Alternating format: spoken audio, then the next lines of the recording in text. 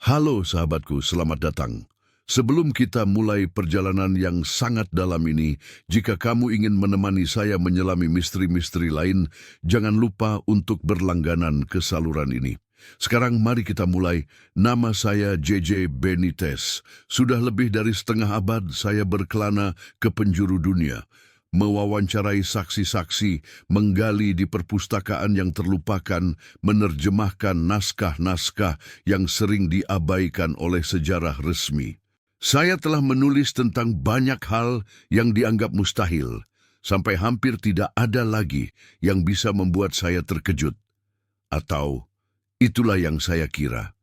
Namun, apa yang akhirnya saya temukan tentang sesuatu yang akan mendahului kedatangan Kristus yang kedua, itu benar-benar merenggut tidur saya. Saya tidak di sini untuk meyakinkanmu tentang apapun.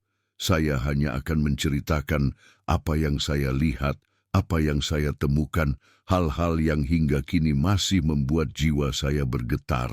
Dan pada akhirnya, kamu yang memutuskan. Semuanya berawal di tahun 2019. Saat itu, saya sedang kelelahan. Saya baru saja menerbitkan sebuah buku dan telah berjanji pada istri saya, Blanca, untuk beristirahat. Tidak ada penelitian, tidak ada perjalanan, hanya ketenangan. Lalu telepon itu berdering. Suatu minggu sore, hujan turun dengan tekun di Pamplona. Di seberang garis terdengar suara seorang lelaki tua berbahasa Inggris dengan logat yang tak bisa saya kenali. Dia menelepon dari Washington DC. "Tuan Benitez," katanya, "saya perlu berbicara dengan Anda tentang sesuatu yang kami temukan di arsip Observatorium Angkatan Laut Adsyalas.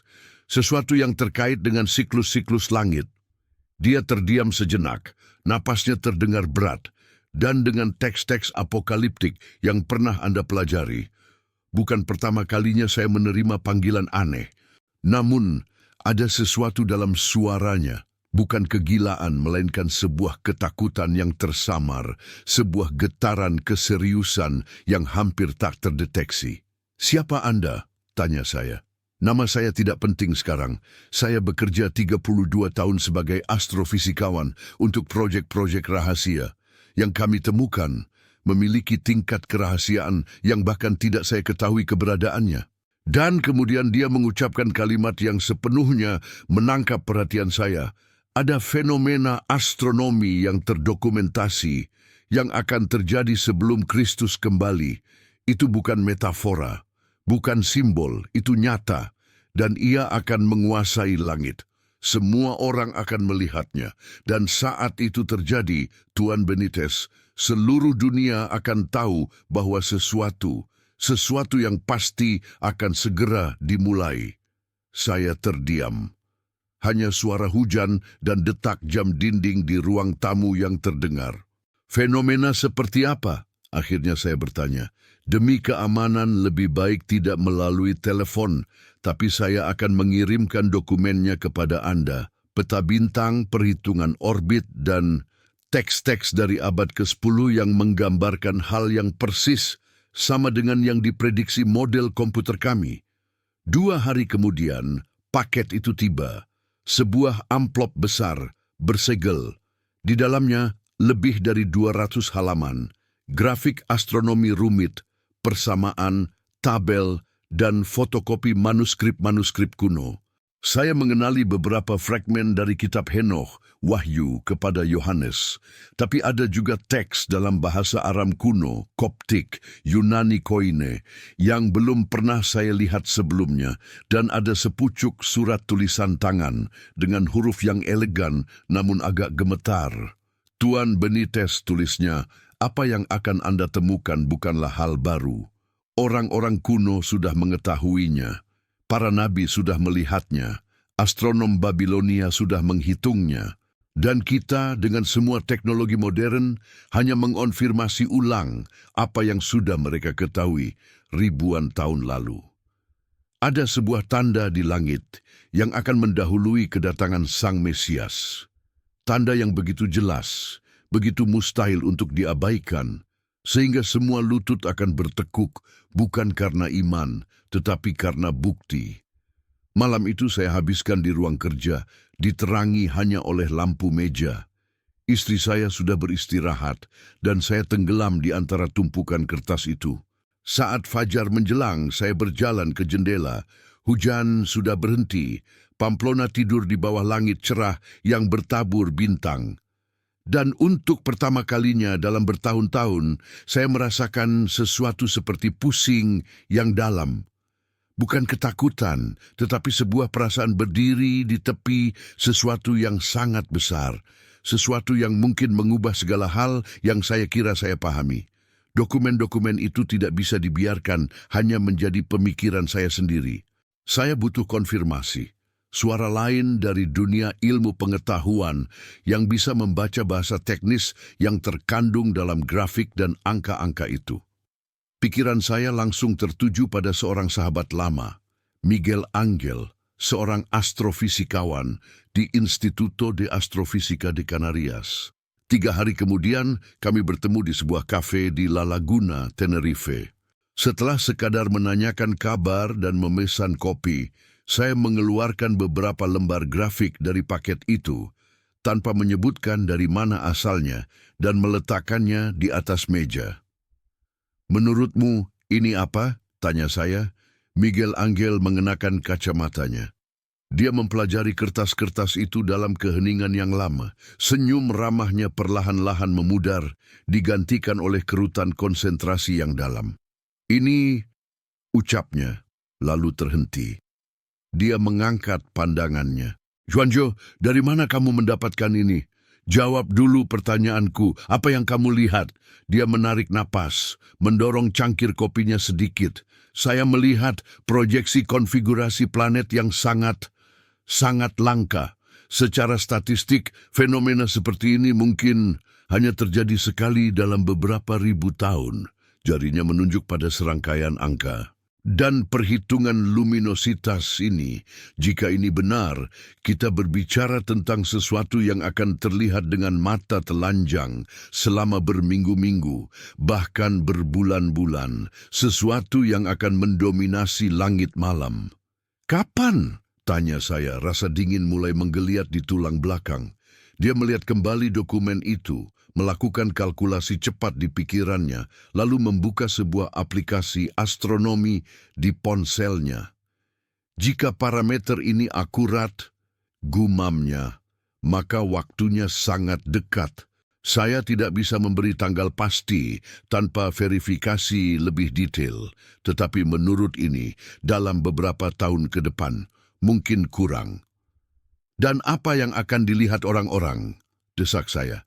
"Jelaskan padaku seolah-olah kau menjelaskannya kepada seseorang yang tak tahu apa-apa tentang astronomi." Miguel Angel bersandar di kursinya. Matanya menerawang keluar jendela, memandang langit biru Tenerife. "Bayangkan," katanya perlahan dan jelas, "suatu malam kau keluar rumah dan melihat di cakrawala sesuatu yang belum pernah kau lihat seumur hidupmu. Bukan gerhana, bukan komet, bukan bulan purnama. Sesuatu yang berbeda, sebuah konfigurasi planet-planet yang begitu sempurna, begitu geometris dan mustahil, sehingga terlihat seperti dirancang. Dan bukan hanya itu, kecerahannya yang bergabung akan terlihat seperti sebuah bintang raksasa. Bintang biasa, tapi bintang yang akan diam tak bergerak, di posisi tertentu di langit malam demi malam, begitu terang hingga bisa menyaingi cahaya bulan, begitu jelas sehingga mustahil untuk tidak melihatnya. Seperti bintang Bethlehem, bisik saya hampir tak terdengar.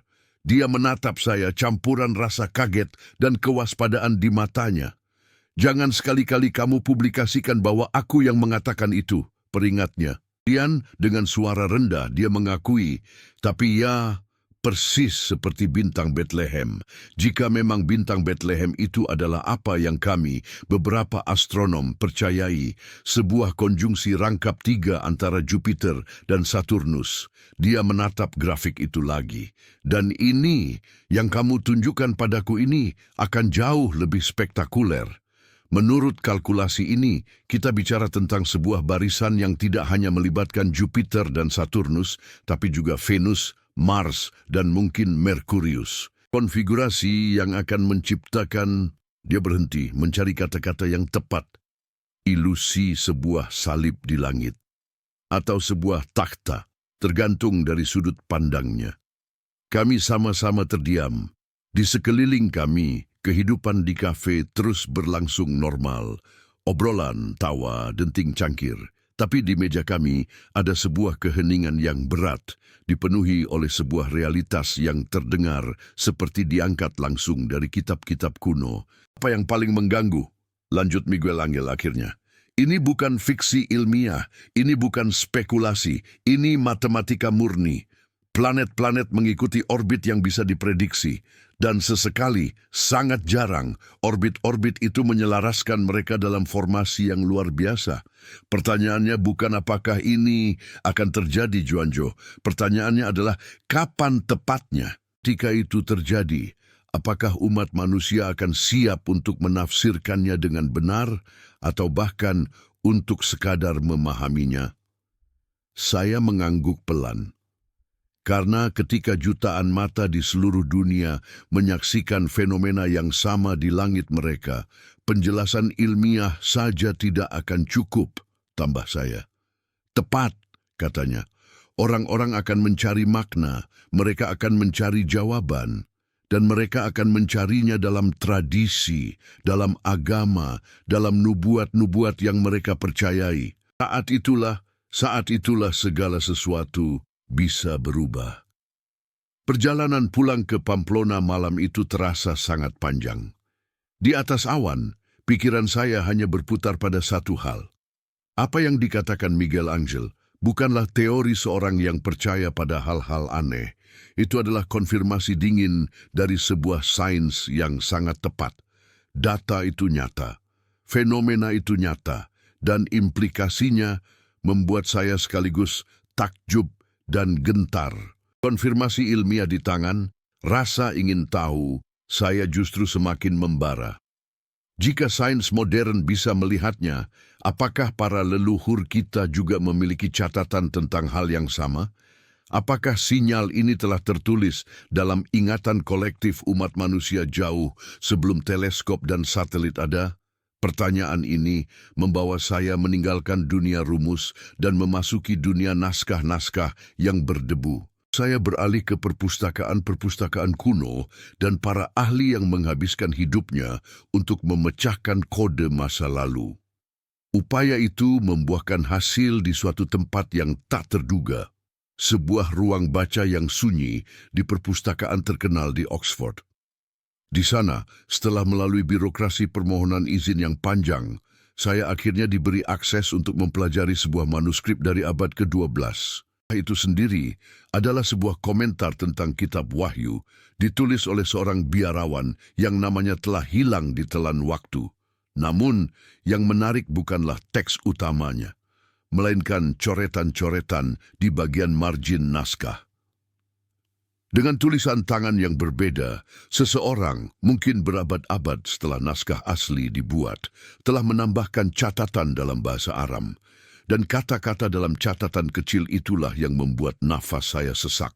Itunya berbunyi, sebelum kedatangannya yang kedua, langit akan menyatakan kehadirannya, bukan dengan guruh atau kilat, melainkan dengan tanda yang akan dikenal oleh para bijak. Sebuah bintang besar akan muncul, tetapi ia bukanlah bintang. Ia adalah perkumpulan para penjaga angkasa di tempat penghakiman, dan ia akan tetap terlihat hingga dia datang. Kata-kata perkumpulan para penjaga angkasa langsung mengingatkan saya pada konfigurasi planet dalam dokumen dari Washington. Berdebar lebih kencang, saya memotret setiap halaman dengan hati-hati, seolah-olah memegang sebuah harta yang sangat rapuh. Di hari terakhir izin penelitian saya, saat memeriksa foto-foto itu sekali lagi, mata saya menangkap sesuatu yang sebelumnya terlewat. Di sudut bawah sebuah halaman, tersembunyi dengan sangat rapi, ada sebuah gambar mini. Dengan bantuan lup dari petugas arsip, saya mengamatinya. Itu adalah sebuah diagram. Sederhana, beberapa lingkaran yang dihubungkan dengan garis. Polanya persis sama dengan grafik astronomi yang diberikan oleh astrofisikawan misterius itu. Ya Tuhan, gumam saya tak sengaja. Petugas arsip, Thomas, seorang lelaki berusia 60-an yang telah lama bekerja di sana, mendekat. Menemukan sesuatu yang menarik, Profesor Benitez. Saya tunjukkan gambar kecil itu. Apa pendapat Anda tentang ini? Dia menyipitkan matanya. Ini tampak seperti diagram astronomi. Aneh. Para biarawan di abad pertengahan juga mempelajari bintang-bintang untuk menghitung tanggal Paskah, memprediksi gerhana. Tapi yang ini, konfigurasi spesifik ini, saya mendesak. Dia mengangkat bahu, tapi matanya tetap tertuju pada gambar. Saya bukan astronom, tapi jika Anda bertanya, saya akan mengatakan ini mewakili semacam keselarasan planet. Lihat simbol-simbol ini. Jarinya yang kurus menunjuk dengan lembut. Ini jelas Jupiter. Ini Saturnus. Yang ini mungkin Venus. Yang lain, saya tidak yakin. Ini adalah nubuat astronomi, ucap saya, setengah pada dirinya sendiri, setengah pada Thomas. Sebuah prediksi tentang sesuatu yang diketahui para leluhur akan terjadi. Thomas memandang saya lama dengan ekspresi yang berhati-hati dan penuh pertimbangan. Para leluhur kita mengetahui banyak hal, Profesor, katanya pelan, hal-hal yang telah kita lupakan. Tapi mereka juga mempercayai banyak hal yang kini kita anggap sebagai takhayul. Jika itu bukan takhayul, saya membalas. Jika itu adalah sains yang belum sempat kita pahami. Dia menarik napas dalam. Profesor Benitez, saya telah bekerja di perpustakaan ini selama 30 tahun. Saya telah melihat ratusan peneliti datang dan pergi. Sebagian mencari pengetahuan, sebagian lagi mencari penguatan atas apa yang sudah mereka yakini. Dia menatap mata saya. Saya tidak yakin apa yang sedang Anda cari. Tapi berhati-hatilah. Teks-teks kuno itu berbahaya. Karena mereka menyimpan rahasia yang terlarang. Melainkan karena mereka memaksa kita untuk mempertanyakan kepastian-kepastian yang lebih nyaman untuk tidak kita pertanyakan. Peringatannya menggantung di udara antara kami. Malam itu, di kamar hotel saya yang sunyi di Oxford, kata-katanya terus bergema. Saya tidak bisa tidur. Pikiran saya melayang jauh dari perpustakaan di Inggris, melintasi waktu, menuju sebuah apartemen sederhana di Yerusalem 8 tahun yang lalu. Itu saya sedang mewawancarai seorang Rabbi Hasidik yang sangat dihormati, Rabbi Moshe Edelstein. Usianya hampir 90 tahun dan kebijaksanaannya terasa seperti sesuatu yang berasal dari zaman lain. Kami berbicara tentang tanda-tanda zaman, dan di suatu titik dalam percakapan, dengan mata berbinar penuh keyakinan, dia berkata, Anda menunggu kedatangan yang kedua, kami menunggu kedatangan yang pertama. Tapi itu adalah peristiwa yang sama, harapan yang sama, Sang Mesias yang sama. Jika dia datang atau kembali seperti yang Anda katakan, tidak akan ada keraguan. Tidak akan ada perdebatan teologi, karena langit sendiri yang akan mengumumkannya. Saya masih ingat bagaimana dia kemudian berjalan tertatih-tatih ke rak bukunya, mengeluarkan sebuah volume tua bernama Yalkut Shimoni, dan membacakan sebuah midrash. Pada bulan sebelum kedatangan Raja Mesias, sebuah bintang akan terbit di timur. Dan ia tidak akan seperti bintang-bintang lainnya. Bersinar dengan cahaya gabungan dari 7 bintang. Dan para bijak akan berkata, inilah tandanya. Lalu bangsa-bangsa di bumi akan gemetar, dan orang-orang benar akan bersuka cita. Bintang yang bersinar seperti 7 bintang? Tanya saya waktu itu. Bukan, koreksinya halus. Sebuah tanda. Sesuatu di langit yang akan terlihat seperti bintang, tetapi sebenarnya adalah sesuatu yang lain. Dia tidak memberikan tanggal, hanya sebuah pandangan jauh ke depan. Perhitungan telah dibuat, bisiknya. Waktunya sudah dekat, sangat dekat. Mungkin pada generasi saya atau generasi setelahmu, tapi sudah dekat. Duduk di kamar hotel Oxford, semua ingatan itu kembali dengan jelas. Sang rabi tua itu tidak berbicara tentang iman buta. Catatan di margin manuskrip Oxford, seperti peringatan dari petugas arsip, dia berbicara tentang sebuah penglihatan, sebuah pengetahuan yang diturunkan, yang menunggu saatnya untuk terungkap dalam bidang langit. Semua potongan itu dari zaman dan tempat yang berbeda mulai menunjukkan pola yang sama. Pola itu membawa saya kepada pertanyaan yang lebih dalam. Jika langit akan berbicara, apa yang sedang dikatakan oleh bumi pada saat yang sama? Peringatan Rabbi Edelstein tentang kesengsaraan menjelang kelahiran Mesias dan desahan petugas arsip di Oxford tentang mempertanyakan kepastian mulai terasa seperti dua sisi mata uang yang sama. Tinggalkan naskah-naskah tua dan memusatkan perhatian pada dunia di sekitar saya. Dunia yang kebetulan saat itu sedang mengalami keadaan yang sangat tidak biasa. Ini adalah awal tahun 2020. Dunia mulai gempar dengan berita tentang sebuah virus. Bandara ditutup, jalan-jalan menjadi lengang, dan sebuah keheningan yang aneh menyelimuti kota-kota yang biasanya ramai. Terkurung di rumah di Pamplona, saya merasa seperti terjebak dalam sebuah ruang antara. Ada realitas yang mendesak dan menakutkan dari sebuah pandemi global. Di sisi lain, ada semua data, nubuat, dan potongan teka-teki yang telah saya kumpulkan. Di tengah isolasi itu, sebuah pemikiran muncul. Apakah masa-masa seperti ini, dengan ketakutan, ketidakpastian, dan penderitaan yang meluas, adalah bagian dari kesengsaraan yang dibicarakan Sang Rabbi? Apakah ini adalah latar belakang yang diperlukan, kanvas yang gelap, agar suatu tanda di langit nanti dapat bersinar dengan lebih jelas? Saya mulai menggali arsip penelitian lama saya, melihat data statistik tentang konflik global, bencana alam, dan gejolak sosial selama beberapa dekade. Polanya tidak bisa disangkal, sebuah kurva yang menanjak, sebuah percepatan, seolah-olah detak jantung sejarah itu sendiri sedang berdegup semakin kencang menuju suatu klimaks. Rasanya seperti seluruh umat manusia sedang melalui sebuah lorong sempit dan di ujungnya entah ada kegelapan total atau cahaya yang menyilaukan. Pada saat yang hampir bersamaan, kotak masuk email saya berbunyi. Pengirimnya adalah alamat yang tidak dikenal, tapi gaya bahasanya langsung saya kenali. Astrofisikawan di Washington. Tuan Benitez, tulisnya singkat. Saya harap Anda telah mempelajari materi yang saya kirim. Saya ingin menambahkan sesuatu yang belum termasuk sebelumnya, karena saya sendiri awalnya ragu, namun sekarang keraguan itu telah lenyap.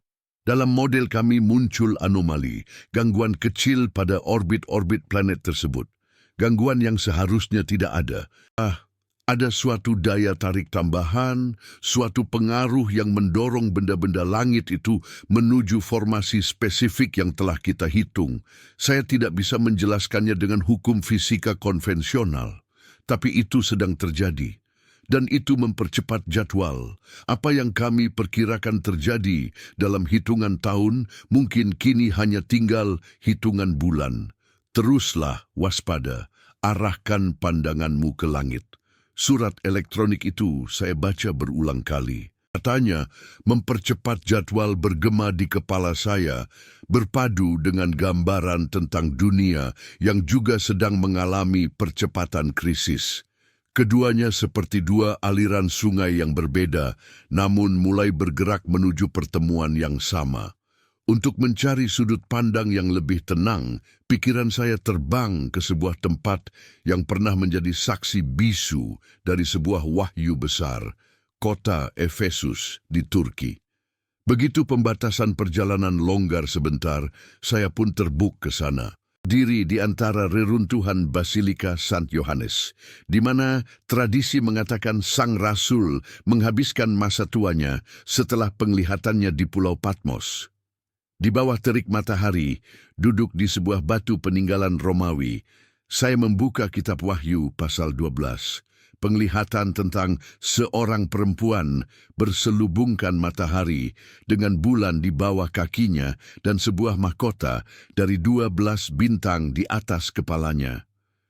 Selama ini, saya, seperti banyak orang, membacanya sebagai alegori murni.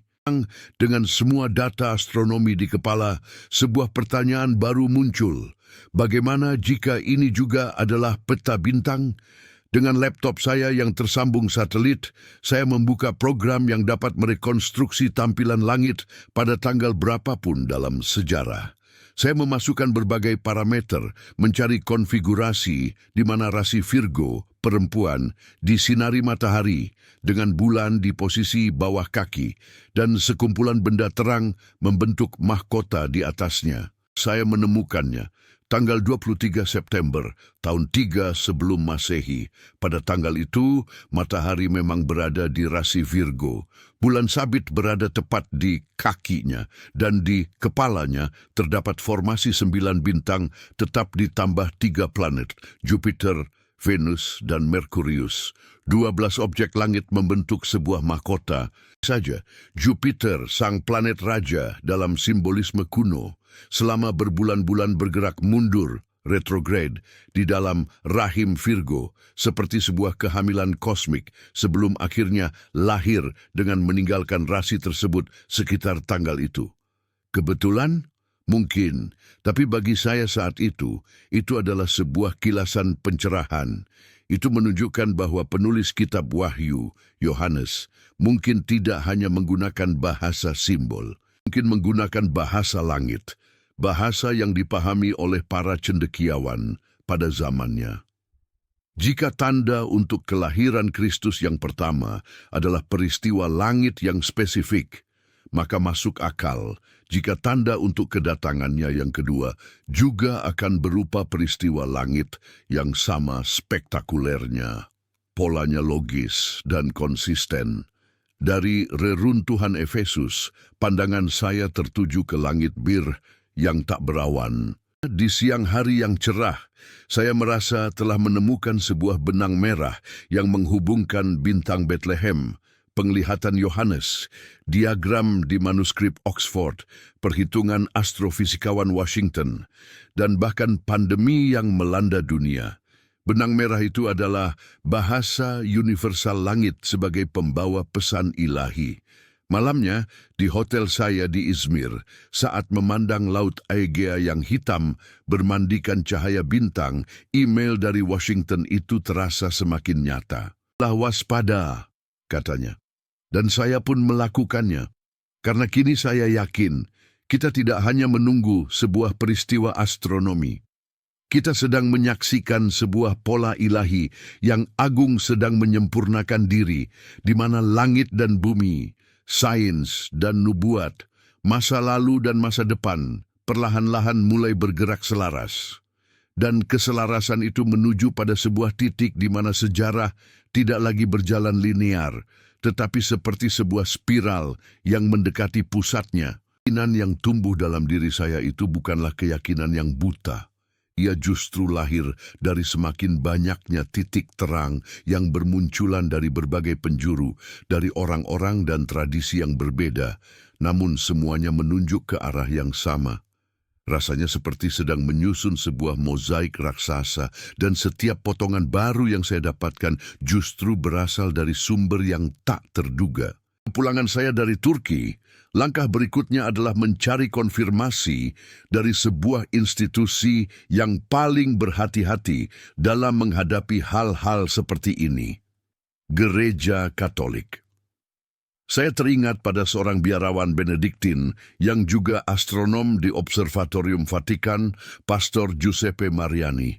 Kami pernah bertemu di sebuah konferensi bertahun-tahun lalu. Hati-hati, saya mengiriminya surel, menanyakan apakah ada pemantauan khusus terhadap fenomena langit yang tidak biasa belakangan ini.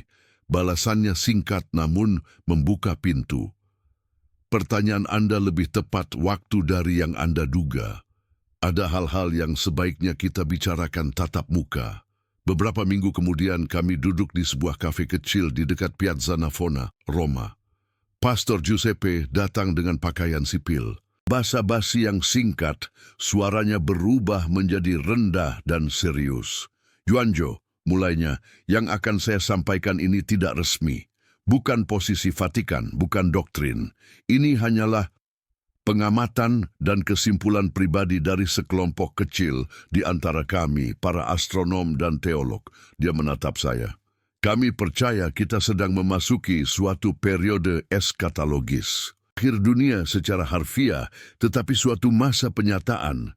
Suatu masa di mana yang ilahi akan memanifestasikan diri dengan cara yang belum kita saksikan selama 2000 tahun.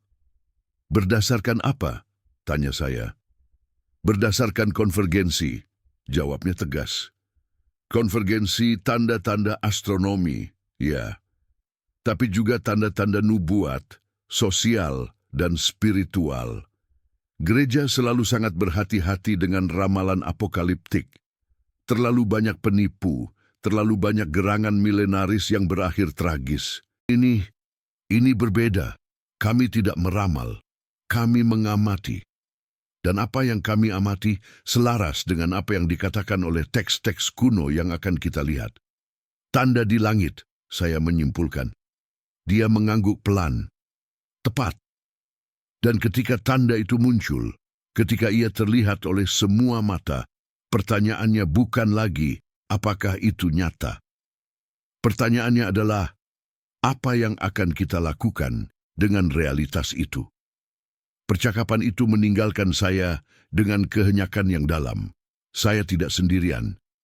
Dan pemikiran yang serius dan terhormat, bahkan di dalam jantung kekristenan yang paling tradisional, yang merasakan gelombang perubahan yang sama.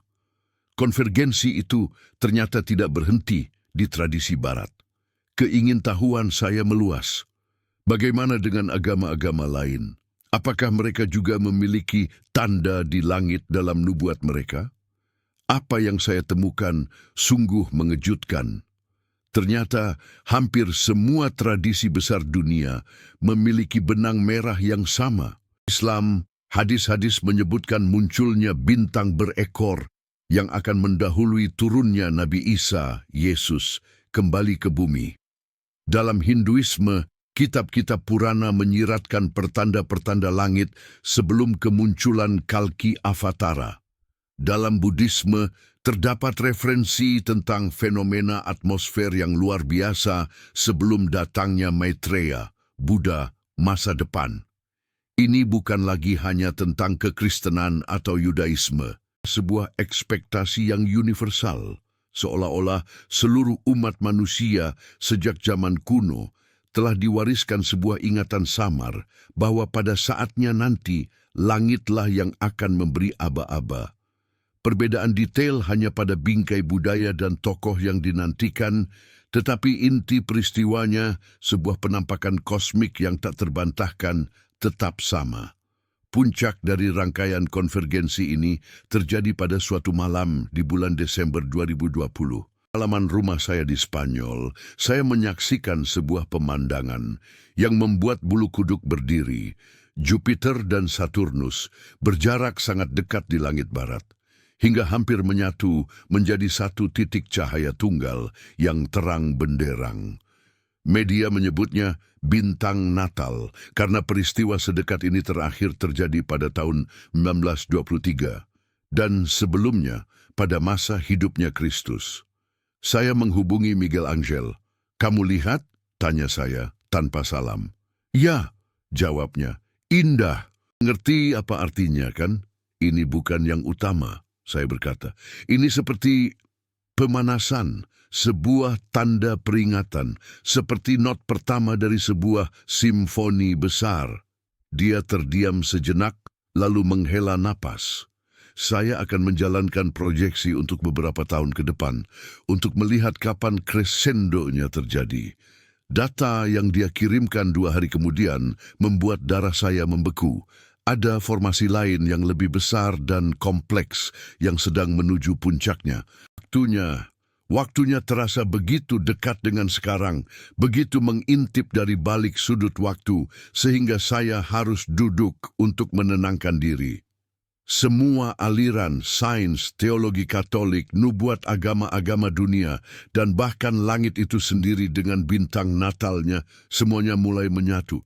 Mereka bukan lagi suara-suara yang terpisah, adalah sebuah paduan suara yang semakin keras, menyanyikan melodi yang sama tentang sebuah peristiwa yang akan mengubah cara kita memandang diri kita, dunia, dan tempat kita di alam semesta. Dan paduan suara itu kini terdengar oleh siapa saja yang mau menyediakan telinga untuk mendengarkan. Manakah kita sekarang setelah semua perjalanan ini, setelah panggilan misterius itu, setelah konfirmasi dari ilmuwan, setelah menggali naskah-naskah berdebu, setelah percakapan dengan rabbi, pastor, dan setelah menyaksikan sendiri bagaimana titik-titik terang dari berbagai sudut dunia mulai membentuk sebuah gambar yang koheren. Saya menulis ini di awal tahun 2025, merenungi setiap langkah, setiap dokumen, setiap tatapan penuh arti dari para ahli yang saya temui. Inilah yang bisa saya sampaikan dengan keyakinan penuh. Sesuatu yang luar biasa akan segera terjadi di atas kita. Saya tidak tahu tanggal pastinya. Tidak ada jam yang bisa saya tunjukkan. Tapi saya tahu, dengan pengetahuan yang didapat dari 50 tahun meneliti misteri, bahwa pada suatu malam yang tidak lama lagi, langit malam kita akan berubah. Muncul suatu konfigurasi di cakrawala yang begitu spektakuler, begitu mustahil untuk diabaikan, sehingga setiap orang yang mengangkat kepalanya akan melihatnya. Anda tidak perlu teleskop, Anda tidak perlu gelar di bidang astronomi. Anda hanya perlu keluar dan melihat ke atas. Ia mungkin akan terlihat seperti sebuah salib dari cahaya, atau seperti takhta yang bertabur bintang. Para ilmuwan akan menjelaskannya sebagai konjungsi planet yang sangat langka, dan secara teknis mereka benar. Kemungkinan statistik bahwa tarian kosmis yang khusus ini terjadi tepat pada momen spesifik ini dalam sejarah manusia, ketika semua tanda lain, sosial, lingkungan, spiritual, juga sedang mencapai puncaknya, melampaui sekadar kebetulan. Ini adalah suatu keselarasan yang mengandung maksud. Orang-orang kuno Ibrani menyebutnya Oot, sebuah tanda yang nyata. Orang Yunani menyebutnya semeion, suatu pertanda. Kita, manusia modern, mungkin akan menyebutnya keajaiban astronomi. Semua sedang menggambarkan hal yang sama. Sebuah pengumuman yang tertulis dengan cahaya, dialamatkan kepada seluruh umat manusia. Dan ketika hal itu terjadi, sahabatku, ketika cahaya itu muncul, dan orang-orang di sekitarmu bertanya-tanya, apa artinya? Kamu akan tahu. Kamu akan tahu bahwa inilah yang telah dijanjikan. Inilah yang telah diperingatkan, inilah yang telah dinantikan selama berabad-abad. Ini bukanlah akhir, ini adalah awal dari akhir. Lebih tepatnya, ini adalah awal dari sebuah permulaan yang baru. Karena sebelum sang terang itu sendiri kembali, seluruh bentangan langit harus lebih dulu menyatakan kedatangannya, dengan cara yang tidak memungkinkan seorang pun untuk berkata, "Saya tidak tahu." Tidak seorang pun bisa mengelak, tidak ada peringatan. Saya telah membagikan kepada kamu apa yang telah saya temukan, apa yang telah saya selidiki selama bertahun-tahun. Telah membuat saya terjaga di malam hari, sekaligus memenuhi hati saya dengan kekaguman yang tak terkira. Sekarang, terserah kamu. Kamu bisa mengabaikannya sebagai khayalan seorang penulis. Kamu bisa menunggu untuk melihat apakah ini benar-benar terjadi. Kamu bisa mempersiapkan diri, bukan dengan ketakutan, tetapi dengan penantian yang penuh harap, seperti yang dirasakan oleh orang-orang Majus dari timur dahulu kala, ketika mereka melihat suatu tanda di langit dan memutuskan untuk mengikutinya. Saya akan terus meneliti, saya akan terus mengamati. Karena satu hal yang saya pelajari dalam setengah abad menyelami misteri. Rahasia terdalam bukanlah yang tersembunyi dalam kegelapan, dan yang menampakkan diri dalam terang yang paling terang benderang. Dan langit, sahabatku, adalah layar terbesar yang pernah ada. Di atasnya, tidak lama lagi, pengumuman terpenting dalam sejarah akan diproyeksikan. Jangan sampai kamu melewatkannya.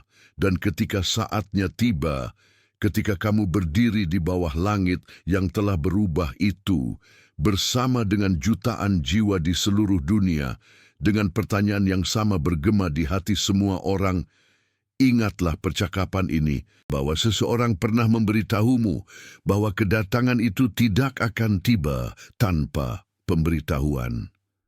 Karena sebelum yang kedua kali datang, langit akan lebih dulu berbicara. Dan kita semua, tanpa terkecuali, akan menjadi saksinya.